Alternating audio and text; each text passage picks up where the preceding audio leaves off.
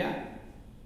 क्रोध आ गया गुरु को, बिना द्वैत बुद्धि के क्रोध होता नहीं, और द्वैत के बिना ज्ञान, और द्वैत बिना अज्ञान के होता नहीं। इसका मतलब गुरु खुद अज्ञानी है। क्या है?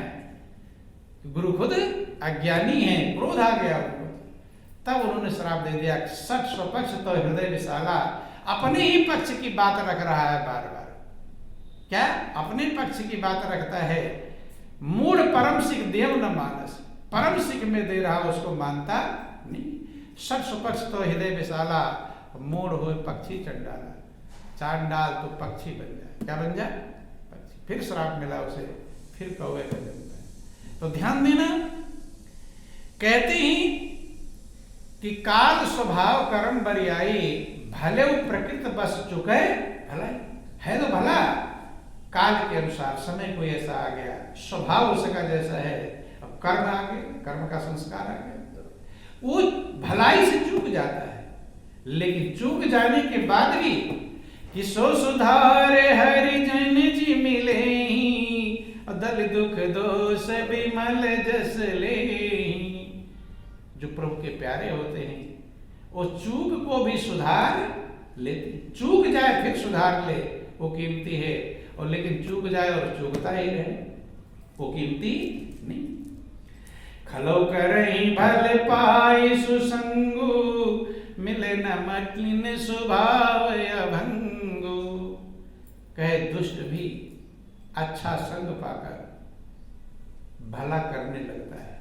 क्या करने लगता है? भला करने लगता है। लेकिन जो मलिन उसका स्वभाव है अंदर में, वो जल्दी मिटता नहीं।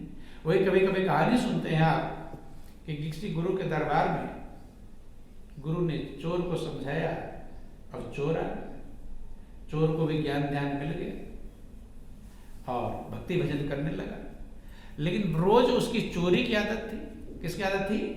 चोरी की आदत। अब आदत जल्दी खत्म होती, अंदर में जो कपट है, अंदर में जो संस्कार बना हुआ है, वो जल्दी बदल पाता नहीं। एक तो मनुष्य बदलने का प्रयास नहीं करता, और प्रयास करे तो बदले। तो वो चोर, रात में उसका चोरी करने की आदत थी। क्या थी? तो सब लोग भक्त लोग सो जाएं, अब उसका मन किसकी आदत है? चोरी। अब चोरी क्या करे वहां? तो चोरी को क्या करे? हेरा पता नहीं। अब इनका जूता चप्पल उसके सामने, उसका जूता इधर उधर यही करता था। वो कहते थे चोर चोरी छोड़ देता लेकिन हेरा फेरी नहीं छोड़ता। अब यही करता था। महापुरुष कहते हैं कि खलव करे भल पाए सुसंगो, और मिटे न मलिन स्वभाव अभंगो। दुष्ट भी अच्छा संग पाकर कुछ समय अच्छा करने लगते हैं, लेकिन मलिन स्वभाव मिटता नहीं। बंधु ध्यान देना, बोलिए प्रेम से गुरुदेव महाराज की। कि लख सुबेश जग बंचक जेऊ, बेस प्रताप पूजिए तेऊ।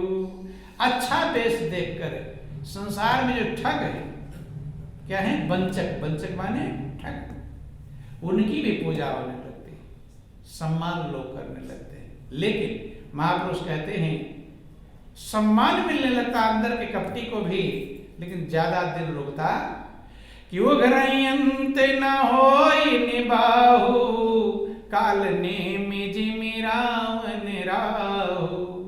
अंत में पोल खुल जाता है, सच्चाई अंदर में जो है वही निकलेगी। महापुरुष कहते हैं कब तक रोकेगा? कहीं कबीर कब तक रहे रुई लपेटे यार। रुई आग को लपेटे। अब अगर आपके अंदर विकार हैं, बुराइयां हैं, उसको निकालोगे नहीं, सोचोगे छिपा। दो काम होता है, एक तो होता है बुराइयों को निकालना, एक होता है छिपाना। अच्छा क्या है, निकालना कि छिपाना? निकालना। निकालोगे तो काम चल जाएगा, और छिपाओगे तब और बढ़ जाएगा। महापुरुष कहते हैं कि कहीं कबीर कब तक रहे रुई लपेटे यार। रुई को आग कब तक लपेट रखेगी? देव बाहर आ जाए, आग छिपने वाली नहीं है। ऐसे हमारे अंदर जो है वो छिपेगा नहीं, वो फैल जाएगा, आज नहीं कल, कल नहीं परसों। इसी कारण से बहुत भक्त दरबार में आते हैं, अंदर के कपट को दूर नहीं करते, छिपा के रखते हैं। क्या करते हैं? वो एक दिन दरबार से हट जाते हैं, वो आ नहीं पाते फिर दरबार। धीरे धीरे कर्म इकट्ठा हो जाता है, संस्कार इकट्ठे हो जाते हैं, फिर उनका आना बंद हो जाता है, वो आ नहीं पाते, क्योंकि जो कर्म इकट्ठा करना चाहिए वो कर पाते नहीं। इसलिए महापुरुष का तो निकालना चाहिए, छिपाना नहीं, छिपाना नुकसानदेह है।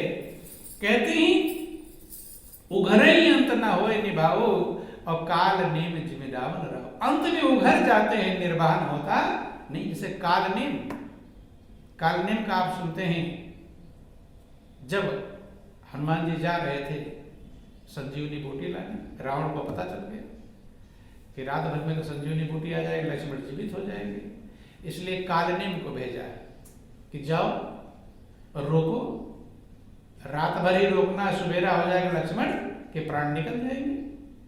अब कालनेम जाकर साधु का वेश बनाकर बैठ गए। किसका वेश? साधु का वेश बनाकर बैठ गया। हनुमान जी जा रहे हैं, सुंदर तालाब नदी बना लिया, वो मायावी रचना जानते हैं। अब हनुमान जी थके हैं, सोच रहे कि मैं पानी इत्यादि पी लूं, फिर चलूं आगे। जब वहां पर उन्होंने गए, देखा साधु महाराज बैठे हुए, प्रणाम किया कि भाई गुरु मंत्र ले लो। हनुमान ने कहा ठीक है, नहा कर आ जाओ। नहाने गए तो वहां मगरमच्छ ने पैर पकड़ लिया। जब उसको मारा तो उसने बताया कि वो जो बैठा हुआ है गुरु बन करके वो राक्षस है। क्या है कारण? हनुमान ने कहा है कि आगे नहा करके कहे हम कहे कि गुरु मंत्र ले लो। तो उन्होंने कहा पहले दक्षिणा तो ले लो। अब मारा गदा से उसका। तो कहते वो घर ही अंत ना होए निबाहो, काल नेम जिम रावण राम। जैसे काल नेम उघर गए, रावण उघर गए और राह उघर गए। राह ने पिया तो था अमृत, लेकिन पता चल गया। अर्थात वहां सच्चाई छुपती नहीं, जो आपके अंदर है वही पता चलेगा। इसलिए अच्छा रखोगे तो अच्छा पता चलेगा, अच्छा रहेगा, और अंदर उल्टा रखोगे तब पता चलेगा। तो आपकी भी झंझट और जो आपके हित मित्र हैं उनकी भी झंझट। फिर इसीलिए आ नहीं पाता दरबार। धीरे धीरे फिर उसकी हिम्मत, मन तो कहता है आने का, लेकिन हिम्मत गायब। इसलिए इससे संभालने का प्रयास करना चाहिए, बचने का प्रयास करना चाहिए। कहते हैं कि क्यों कुबेश साधु सन्मानु, जिम जग जामवंत हनुमानु। कुबेश भी है, ऊपर से कैसा भी है, दिल अगर अच्छा है तो उसका सम्मान होगा, कीमत होगी। और ऊपर से अच्छा है, अंदर से खराब है तो वो दिक्कत ही दिक्कत। क्यों कुबेश साधु सन्मानो, साधु का, महापुरुषों का कुबेश भी बना ले। जिम जग जामवंत हनुमान, जैसे जामवंत थे, भालू का वेश बनाए थे। किसका वेश? भालू का। सम्मान होता कि नहीं? हनुमान बानर का वेश बनाए। सम्मान ऊपर से कुछ नहीं, अंदर की कीमत है। अंदर में आपके क्या है वही असली है, और बाहर कैसे पेश करते हो उसकी कीमत नहीं। अंदर में जो है यहाँ पहचान उसकी होती है, और वही आप है, बाहर वाले नहीं। बाहर से तो सब अच्छे अच्छे दिखाई पड़ते हैं, लेकिन सही में आप वो हैं जो अंदर है। अंदर अगर अच्छे हैं तो अच्छे हैं, और अंदर बुरे हैं तो बुरे। इसलिए अंदर को सही करने का प्रयास करना चाहिए। हानि को संग सुसंगति लाहू, लोकों वेद विदित सब काहू।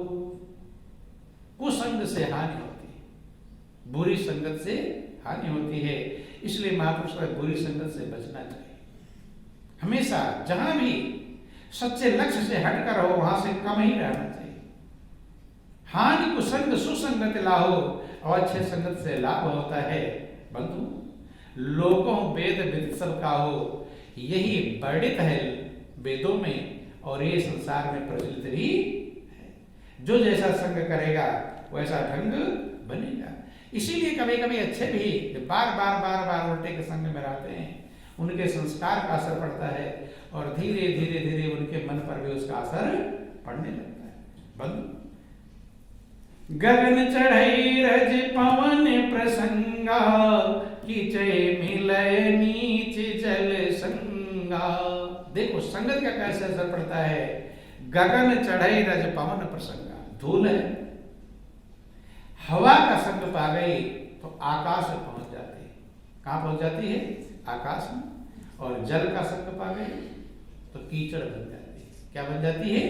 जैसा संग पाया वैसा ढंग बन। कि साधु असाधु सदन सुख सारी, सुमिरहि राम देहि गनिगारी। साधु असाधु के घर के सुख और सारी का, तोता मैना भी, जहां सज्जन लोग रहेंगे तोता मैना भी वैसे बोलेंगे, राम का कोई राम राम बोलेगा। और जिसके घर में गाली गलौज हो रहा तो वह भी गाली ही, अर्थात घर में जो होता है वो तो सीखेंगे। जब तोता मैना भी सीख जाते हैं तो आप उस घर में रहेंगे तो आप भी वही सीखेंगे। महापुरुष कहते हैं कि काजल की कोठरी में कैसो ही सयानो जाए, एक लीक काजल की लागी है पे लागी। कि धूम कुसंगति कारिख होई, लिखिए पुराण मंजुम से सोई। सोई जल अनल अनिल संघाता, होए जलद जग जीवन दाता। धूम कुसंगति कारिख होई, धुआं किसके संग में? धुआं जब किसी कण का संग पा जाता है तो कालिक बन जाता है।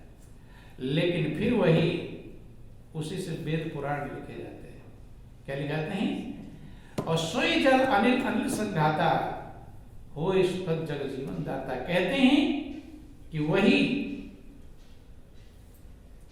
अनल और अनिल, अनल माने अग्नि, अब अनिल माने हवा। हवा और अग्नि, हवा और गर्मी का जब संग मिल जाता है तो वही बादल बन जाता है। क्या बन जाता है? बादल।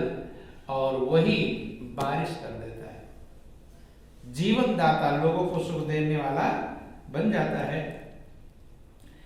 कि ग्राहस भेषज जल पवन पट, पाई कुजोग सुजोग, होहि कुबस्तु सुबस्तु जग, लखई सुलक्षण लोग। कहते हैं कि ये चीज जैसा संग पाती है वैसा बन जाती है। ग्रह, ग्रह है, जैसे के पास जाएगा वैसा वो बन। भेषज का मतलब दवा, वही दवा एक को ठीक कर देती है और किसी को रिएक्शन कर देता है। दवा तो वही है। जल, जल जिस रंग में डालोगे उसी रंग बन जाएगा। पवन, हवा, गंदगी से हवा आ रही तो बदबू करेगी और फुलवारी से आ रही तो। ग्रह भेषज जल पवन पट, पट माने वस्त्र। वस्त्र भी सही आदमी पहने तो सुंदर लगेगा, और बिल्कुल जरा सा हड्डियां जिसके हो वही कपड़ा वो पहन दे तो सही लगेगा। ग्रह भेषज जल पवन पट, पाई कुजोग सुजोग। ये सुयोग कुयोग पाकर, हो ही कुबस्तु सुबस्तु जग, कुबस्तु बन जाती है। वही चीज जिसका संग पाएंगे वैसी बन जाएगी, सुबस्तु बन जाएंगी। लखई सुलक्षण लोग। कि सम प्रकाश तम पाख दूं, नाम भेद विधि कीन, शशि शोषक पोषक समुझे, जस जस अप जस दीन। देखो दो पक्ष होते हैं महीने में। कितने पक्ष होते हैं? दो पक्ष, शुक्ल पक्ष और कृष्ण पक्ष। दोनों में चंद्रमा बराबर ही चमकता है। किसमें चंद्रमा ज्यादा चमकता है? शुक्ल पक्ष में। लेकिन दोनों में बराबर ही चमकता है। क्यों बराबर चमकता है? क्योंकि एक में पहले ज्यादा बाद में कम, और एक में पहले कम और बाद में ज्यादा। चमक तो बराबर है उसमें, रोशनी बराबर है, लेकिन क्या कहते हैं? एक शुक्ल पक्ष है, एक कृष्ण पक्ष।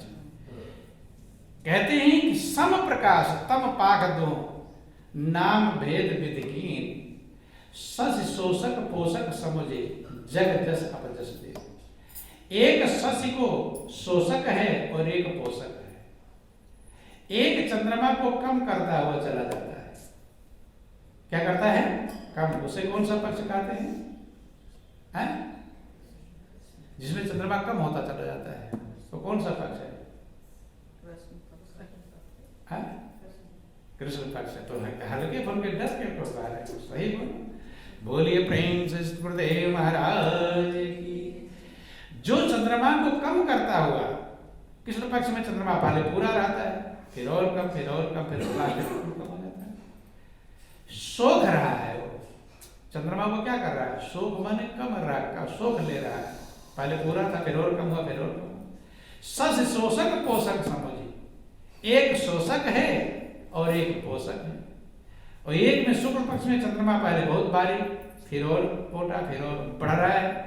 जिसमें बढ़ रहा है उसे शुक्ल पक्ष कहते हैं, और इसमें घट रहा है उसे कृष्ण पक्ष कहते हैं। शोषक और पोषक के कारण एक घटा रहा है, उसे कृष्ण पक्ष कहते हैं, काला हो गया। जबकि प्रकाश दोनों बराबर है। दोनों अगर 15 दिन का है प्रकाश का हिसाब लगाया जाए तो दोनों के प्रकाश बराबर, दोनों पाक में बराबर प्रकाश होते हैं। लेकिन सस शोषक पोषक समझिए, जग जस अपजस दे। संसार वालों ने एक को यश दे दिया, शुक्ल पक्ष को अच्छा कहते हैं और कृष्ण पक्ष को उल्टा। तो ध्यान देना कि जग जेतन जग जीव जन सकल राम में जान, बन्नौ सबके पद कमल सदा जोर जुग पान। तो देखो, ध्यान देना, तुलसीदास की महानता गौर करो। जड़ चेतन जग जीव जग सकल राम में जान। जितने जड़ चेतन जीव हैं संसार में, सबको राम में मैं जानता हूं। सब में मेरे प्रभु ही विराजमान हैं। बंदों सबके पद कमल, मैं सबके कमल और चरणों की वंदना करता हूं। जैसे प्रभु के पद कमल आता है, ऐसे सब जड़ चेतन जितने जीव हैं, बंदों सबके पद कमल, मैं सबके कमलवत चरणों की वंदना करता हूं। सदा जोर जुग पान, सदा दोनों हाथ जोड़ तुलसीदास सबके चरणों की वंदना कर रहे हैं। और यहां भक्तों का भी सम्मान नहीं कर पाते, खींचाता नहीं। ये अज्ञानता है। क्या है? सब गुण अवगुण जिसके भी भरे हुए हैं, सबकी वंदना कर रहे हैं। क्या कर रहे हैं? वंदना कर रहे हैं, पूजा कर रहे हैं। और जिसकी वंदना करेंगे उसका उसे आशीर्वाद, कृपा, दया मिलेगी ही मिलेगी। बंधु, देव धनुज नर नाग खग प्रेत पितर गंधर्व, बंधो किन्नर रजनिचर, कृपा करो अवसर। देखो किसकी किसकी वंदना कर रहे हैं, सीख लेनी चाहिए, समझना चाहिए। इतने महान जिनकी रामायण घर घर में पूजनीय और वंदनीय है, वे तुलसीदास देव धनुज नर नाग खग प्रेत पितर गंधर्व, देवता, दैत्य, मनुष्य, नाग, पक्षी, प्रेत, पितृ, गंधर्व, बंदो किन्नर रजनिचर, कृपा करम अवसर। सबकी मैं वंदना करता, सब मेरे ऊपर कृपा करो। सबकी कृपा जैसे प्राप्त होगी तो थोड़ी थोड़ी भी कृपा प्राप्त कितनी ज्यादा हो जाएगी। इसलिए सबकी कृपा प्राप्त करना चाहिए मनुष्य। सबके चरणों में सम्मान, आदर का भाव हमारे अंदर होना चाहिए। जब होगा तो किससे विरोध होगा, किससे ईर्ष्या होगी कि निज प्रभु में देखें जगत कैसे में करें विरोध। तो इसलिए जीवन कीमती है, अनमोल है, लेकिन है थोड़ा। क्या है? थोड़ा। जीवन की घड़ियां थोड़ी हैं और जीवन की मंजिल लंबी। मंजिल बहुत ऊंची है, ऊंची उड़ान भरना है, लेकिन समय थोड़ा है। इसलिए जल्दी हम उड़ान को भर ले, मंजिल पहुंच जाए। और मंजिल पहुंचने का एक तरीका है खुद को सही करना, और दूसरा कोई रास्ता नहीं। खुद को सही करना, स्वयं को जब हम सही करेंगे तो सब सही नजर आएंगे। दुनिया में जितने भी बुराई मनुष्य को दिखाई पड़ती है वो अपने के कारण, खुद के कारण दिखाई पड़ती है। किस कारण? खुद के कारण। किसी ने कहा कि जैसा चश्मा लगा लेंगे आप, वैसा ही संसार नजर आएगा। दृष्टिकोण कैसा है वैसे ही लोग दिखाई पड़ेंगे, वैसे ही दुनिया दिखाई पड़ेगी। जिसने अपने चश्मे को आनंद मग्न वाला चश्मा लगा लिया, वो सारा संसार उसे अच्छा लगने लगा। क्या लगने लगा? अच्छा। और जिसने अवगुण वाला चश्मा लगा लिया, वो सारे सब में गुण अवगुण ही अवगुण दिखाई पड़े। और जो देखेंगे उसी का तो असर पड़ेगा। गुण देखेंगे तो हमारे अंदर गुण का असर पड़ेगा, अवगुण देखेंगे अवगुण का असर पड़ेगा। वही कहानी सुनते हैं आप, कोई राजा बहुत बीमार था, बहुत ही बीमार था, तो आंख में बहुत दिक्कत थी। तो वैद्यों ने बताया कि इसकी आंख ठीक होने का एक उपाय है कि हरा हरा देखे। क्या देखे? हरा रंग वैसे भी आंखों के लिए लाभदायक, फायदेमंद है। तो राजा को जब कहा दिया हरा देखे, तो राजा ने क्या किया? आर्डर दे दिया कि सब चीजों को हरे रंग में रख दो। राजमहल है, पेड़ है, ये है, बगीचे। अब राजा का जैसा आर्डर हो गए, नौकर चाकर मंत्री संदेश सब पेंट ब्रश पकड़ लिए। अब सबको हरे रंग में रखना, घर मकान दीवार, ताकि राजा की नजर जहां पड़े वहीं, और सब बेचे। कहीं अगर कुछ नजर आ गया हरे रंग के अलावा कुछ, तो राजा कोड़े बरसाता। किसके ऊपर? नौकरों के ऊपर। यहां क्यों नहीं रंगा? तो सब नौकर तबाह, कितना रंगेंगे? अब चलो इस दुनिया की चीजों को रंग लेंगे, आकाश को कैसे रंगेंगे? कहीं भी नजर पड़ सकता है। तो सब गए एक संत के पास कि महाराज, ये राजा का मूड खराब है, ये तो किसको सजा देगा कोई भरोसा नहीं। संत के पास गए, संत ने उपाय बतलाया कि ऐसा करो, राजा को एक हरे रंग का चश्मा पहना दो। क्या कर दो? कुछ रंगने की जरूरत नहीं, इतना पेंट खर्च कर रहे हो, इतने मेहनत खर्च कर रहे हो, हरे रंग का एक चश्मा पहना दो। और हरे रंग का चश्मा पहना दिया, राज इधर भी देखे, वाह ये भी हरा, सब हरा, अब तो कुछ भी नहीं दिखाई पड़ रहा, वाह वही करने लगे। तो कम मेहनत और राजा भी। तो महापुरुष कहते हैं इसका समझना, इसका अभिप्राय समझना कि हमें अगर दुनिया बुरी नजर आती है तो समझ लेना कि हम भी वही राजा है। कौन से राजा हैं? ये खराब है, वो खराब है, वो खराब है, वो खराब, तो समझ लेना वही वाले राजा है। तो इसलिए अपना चश्मा बदलो। क्या बदलो? चश्मा। चश्मा माने आंख, दृष्टिकोण बदलो, देखने का नजरिया बदलो। जब देखने का नजरिया बदल जाएगा तो जहां देखोगे, इसीलिए राम मुनि तुलसीदास ने लिखा कि जड़ चेतन जग जीव जन सकल राम में जाए। सब में तो प्रभु ही है, क्योंकि प्रभु से एक कण भी खाली